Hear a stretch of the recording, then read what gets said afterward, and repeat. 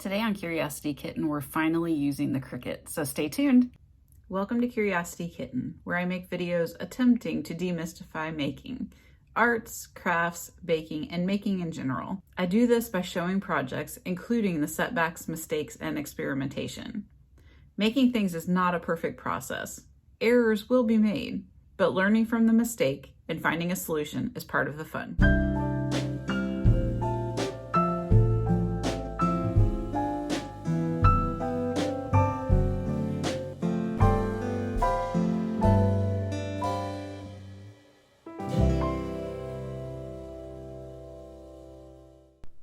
This is literally the first time I have tried to print anything on the Cricut. So first I went to the Cricut.com website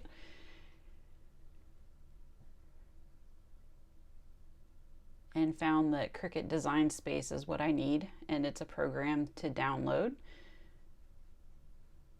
So I agreed to the terms of use and privacy policy and allowed it to access my computer.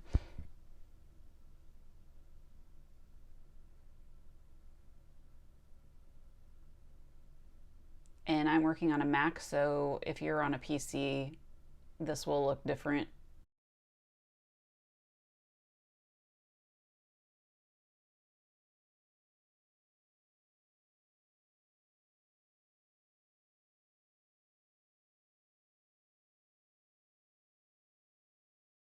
And now I'm logging in to the Cricut Design Space, acknowledging their big list of new things that are awesome. And here I'm just scrolling through, seeing what fonts and designs and things that people have loaded out here. You can pay for them, or you can have a monthly subscription to them. I think at this time I still had the monthly subscription. I have since turned that off because I wasn't using it that frequently. So now if I were to go in there, I would need to pay for those items. And I am just making a quick little, what I think is a quick little 25 for our 25th wedding anniversary. I want to make it as big as possible to fit on an 8.5 by 11 sheet of paper. And like I said, this is the first time I've ever used this platform before, so I'm just playing around. You'll see me futz around and make things bigger and change the placement of it and all of that sort of thing, but it is literally me just playing around with it.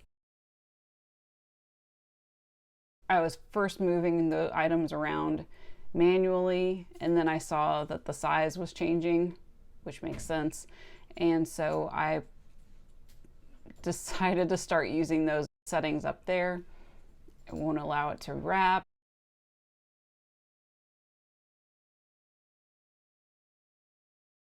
And so, like I said, I'm just figuring out how to get it placed accurately and changing the letter spacing so that they're closer together or further apart.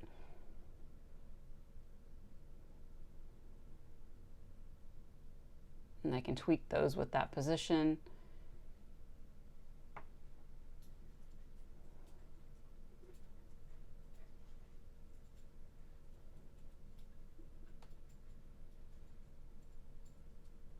Undo is such a helpful tool. I'm so glad someone invented it. I'm trying to get it to fit to an 8.5 by 11 sheet of paper. So I want there to be a slight margin around it, but I want it to fill out as much as possible. So I'm giving myself what looks like about a 1/2 inch all the way around.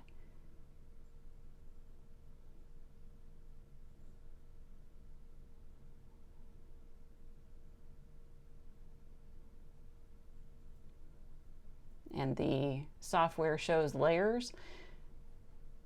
So if you've ever used anything with layers, that's what that was. So you can add additional things on top of your design, and then it will kind of piece everything out. I figured that out later, but here I am trying to get the material to load. And it says on mat 8.5, or sorry, 12 by 12.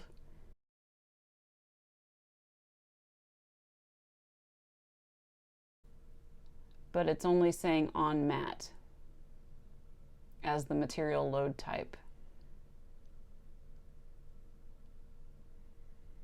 And I'm questioning that.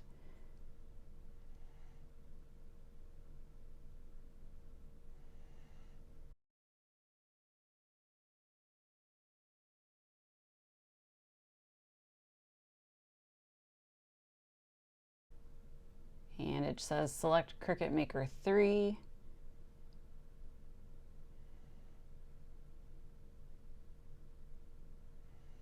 And now I'm questioning whether Cricut actually needs a mat or if it came with a mat and I got that huge bundle pack. If you haven't already seen it in a previous video, which I'll link below, and I am finding out that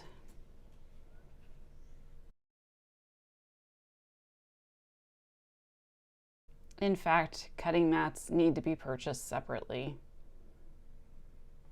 Wah wah.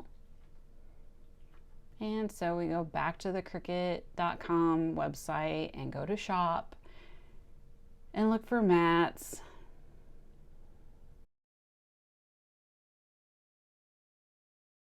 And they have different sizes, 12 by 12 or 12 by 24.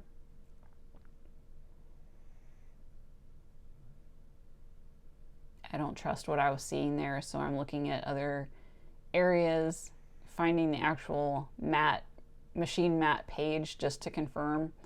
And that was the one that I had seen on the previous page and decided that that's the one I should get. It has 3 different stickiness, tackiness to them. So there's like a super strong, a medium, and a light version. And then we have to wait for it to ship.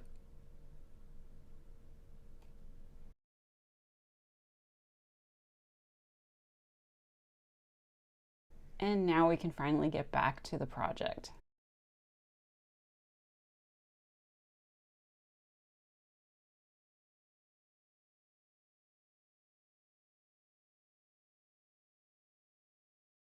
And at this point, the Maker 3 is actually showing up as something that I can link to through Bluetooth on my computer. It saved the project, and so now I'm just going to click Make It, hoping that it works properly.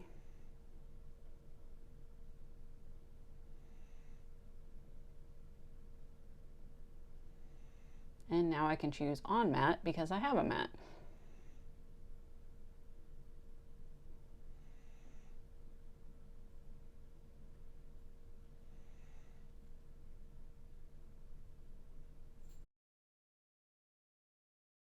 And doesn't it always seem to work that way when you're ready to do something and then you have to update the software?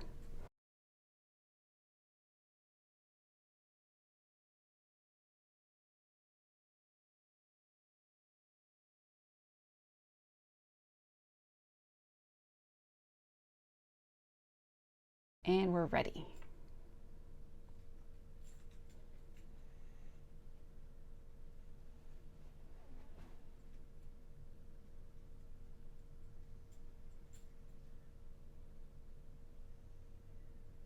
And it gives you options for different types of material. So I chose medium cardstock because that's what I was using. It lets you know what tools to load, and I did not have to change anything, showing you picture in picture so you can actually see what's happening. So it's measuring the mat length, so it's using its little guides to verify that it is a 12 by 12 mat.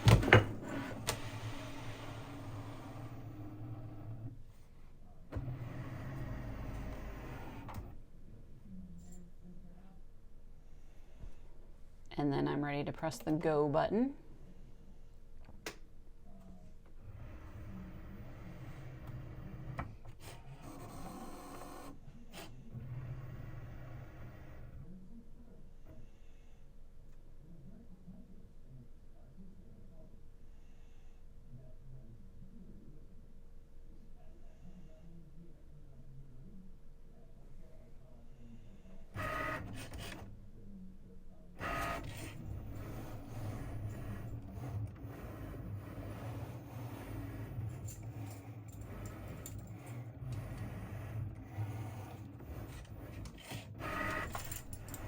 And yes, Skywalker made another appearance.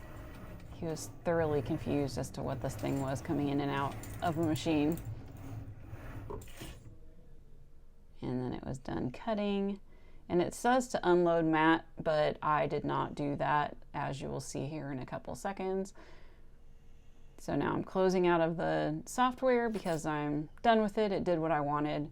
And see the flashing light for me to remove the mat. Instead, I just turn it off and yank it out. It didn't hurt anything, but I'm sure that the rollers did not appreciate me pulling it out of the machine.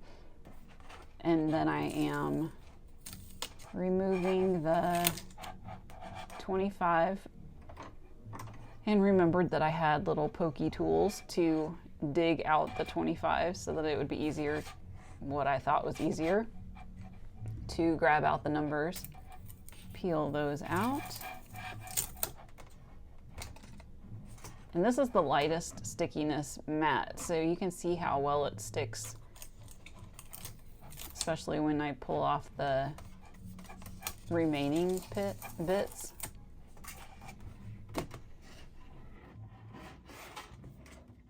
This part, you can tell that it's really sticky. I had to be careful not to rip it, especially because I left such a small border up, especially up at the top. And yeah, I will say that I thought I was leaving a 1/2 inch border up at the top, but it really, you can see, did not do that. So next time I'll be more careful, maybe testing it out on a couple of different things. If you liked this video, please hit the thumbs up. If you'd like to see more videos in the future, please hit the subscribe button. And if you'd like announcements of when a new video is available, ring the little bell. Your support is greatly appreciated, and I hope to see you next time on Curiosity Kitten, where I demystify making.